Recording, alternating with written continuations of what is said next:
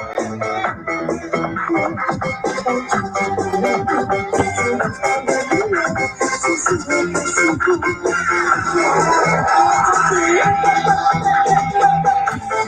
right, you are listening to an episode of Transparency and Merit. Back. Yes, we are in effect here, Joe. Yes, we are. Posting up my show. Hopefully it'll be able to be streamed.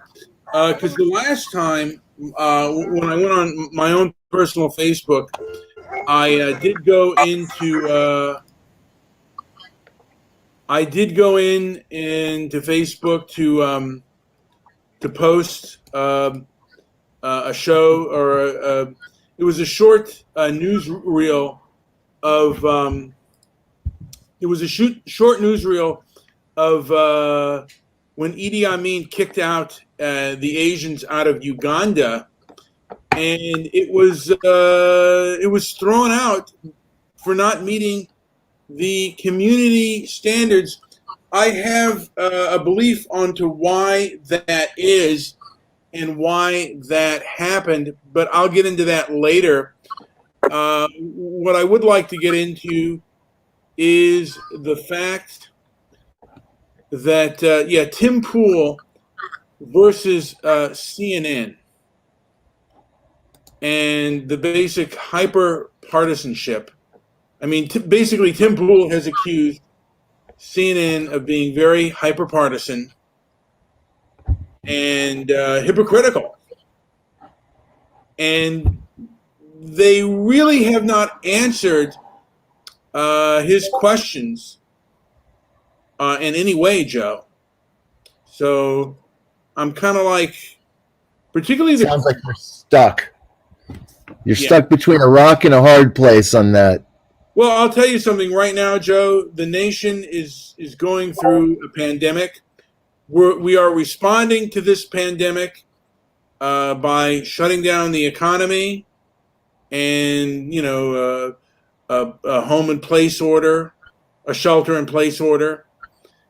And, the news media is being protected by the social media giants are propping the mainstream media. And, CNN originally was a straight news program. You have Fox News, you have MSNBC, one that's left and one that's right. And even MSNBC kind of gets a little bit woke progressive. I won't get into that, but and then CNN is just as hyper-partisan left as MSNBC. There's nothing in between, and it's kind of sad because you want a news program to be straight, like, hey, just give me the news. I don't need your opinion. But that's basically what they're doing right now. They're giving out opinion, and they're not addressing certain issues. Right. I mean, Chris Cuomo, Easter Sunday, when he had this virus, I won't even call it what it is, but when he had this virus, he was caught out Easter Sunday, and he was supposed to be in a shelter-in-place area. Now I've heard, and I've heard really conflicting stories, and I've yet to see CNN address this issue. Maybe they will, maybe they won't. I know his wife has addressed the issue briefly, but it seems kind of sketchy. Fox News has addressed it, but like I said, and Fox News had the cyclists, because what happened was Chris Cuomo was, I believe it was out into the Hamptons on a property, I guess, that he was building, and a cyclist basically exchanged words with Chris Cuomo. There was more to it than that, but basically exchanged words with Chris Cuomo. He basically asked him, "Aren't you supposed to be quarantined and sheltered?" And basically, Chris shouted back at the guy and basically threatened him, with his power and this and that, saying this isn't over. and whatever else he did. But I guess the guy felt a little bit threatened, and I think he made a police report about it. I'm not really sure, but I don't. I haven't heard CNN really address the issue that much. The only time I've heard that issue addressed is that his wife has addressed it, and she basically smeared the guy, saying that he has a reputation of doing this, and that may be true. And the thing is, though, he made it seem like he's coming out of quarantine all of a sudden. He made a big to-do about it, and the whole thing is just a fake. So he may not even have had it, or he made and he was lecturing people saying, you need to stay at home. And particularly if you have it. So what is he doing if he has it and he's not doing what he's advising others to do? And it just shows another form of we are seeing this, though, with other politicians. Vice President Pence was filmed in a hospital room, the only person in the room without a mask on, talking to somebody, on a patient in there. It was really awkward. It was a weird video. It was all over the news. So why are we uncomfortable, man? I couldn't, sending us about different messages? Yeah, I mean, I couldn't imagine, wearing a mask. I've done things like that with certain jobs. We've been uncomfortable. Yeah, it's uncomfortable. It's you're breathing in your own carbon monoxide. It's like sitting in a car with the engine left on. So I don't understand that aspect of it. But it's a strange thing. We're not really. What are these? How many minds do you think Cuomo reaches on a daily basis? I'm not sure. Well, he's on TV quite a bit, right? I'm not, but I'm thinking hundreds of thousands, and CNN also reaches hundreds of thousands. The thing is, CNN also helps to censor content that is critical to them. So, I mean, they there are certain people they won't debate. And the one thing I disagree with Tim Pool is the fact I don't think it's about money as much as it is about ego.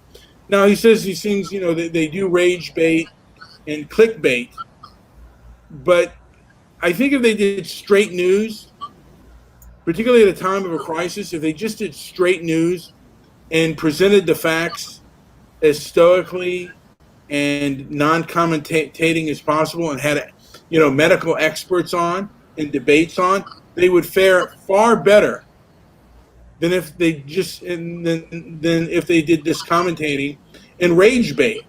Because there are people who are enraged at the president, and there are people who click on that are enraged at CNN and the hyper-partisanship that CNN is. But if they went straight middle of the road, just the facts, ma'am, they would do far superior. But the problem is, in my opinion, the way I see it, is that CNN has a lot of activist journalists who their egos are attached to these issues, and when the issues are attacked, or somebody comes off with a different point of view, it's like they're attacking their ego. I could be wrong on that, but that's basically the way I see it. I see it as much more of an ego sort of thing than a money thing. I think these people think they know what's best for everybody. They know what's best for the world, and they're basically, they to a degree see themselves as standing up to a I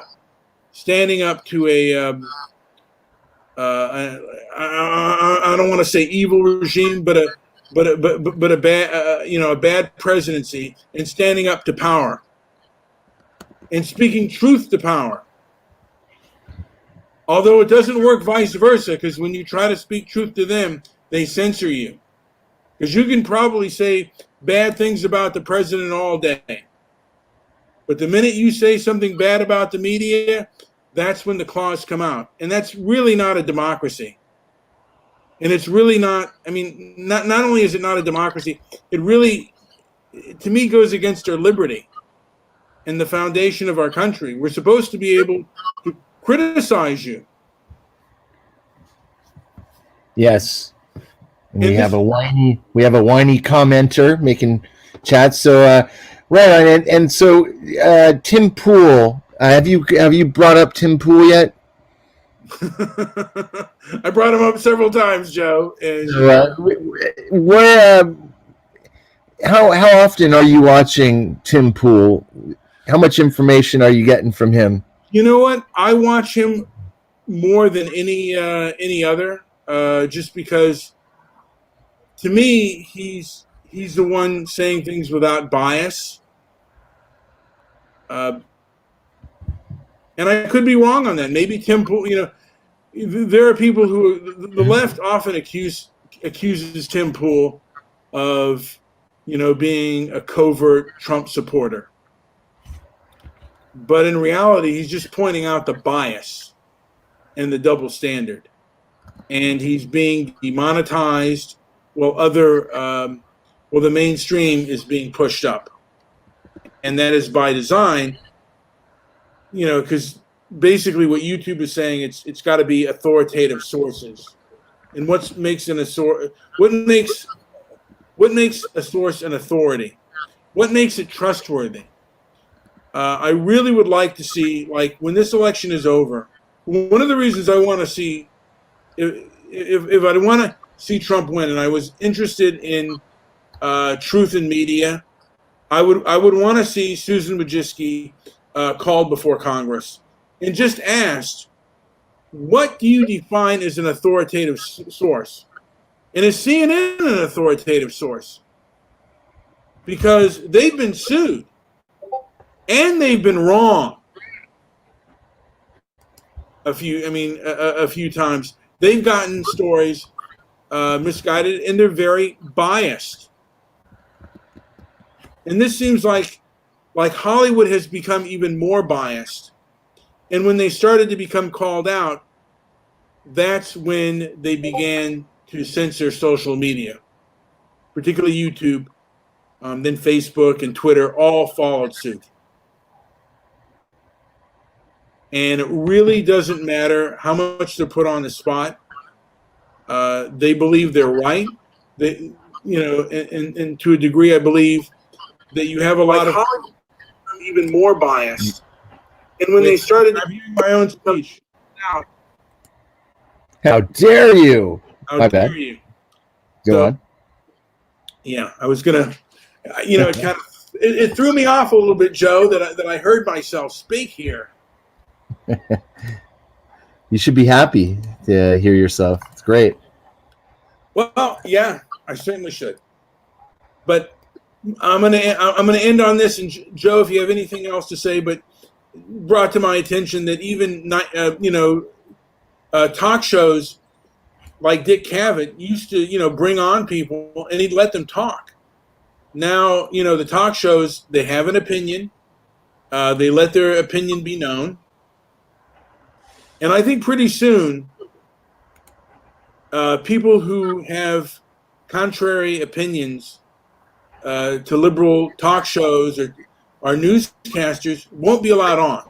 It's only going to be one side. And we're seeing a lot of that now, and we'll continue to see that. And it's a sad thing because, of course, you want other people's opinion. And if you're a conservative, you want to be heard.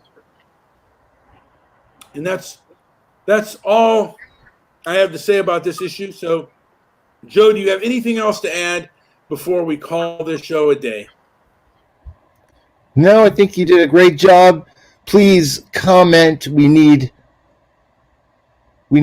comments to get a pulse on what you're feeling out there in internet land, and what do you make of this information.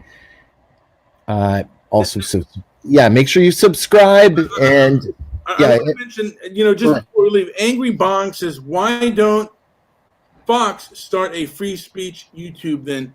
And that's, what, they shouldn't have to. And I'll get into why YouTube should allow free speech and the laws and other things, but I want to be more brought up to date on it. But there are reasons why YouTube should really, in my opinion, allow freedom of speech and be an open platform as it was designed to be.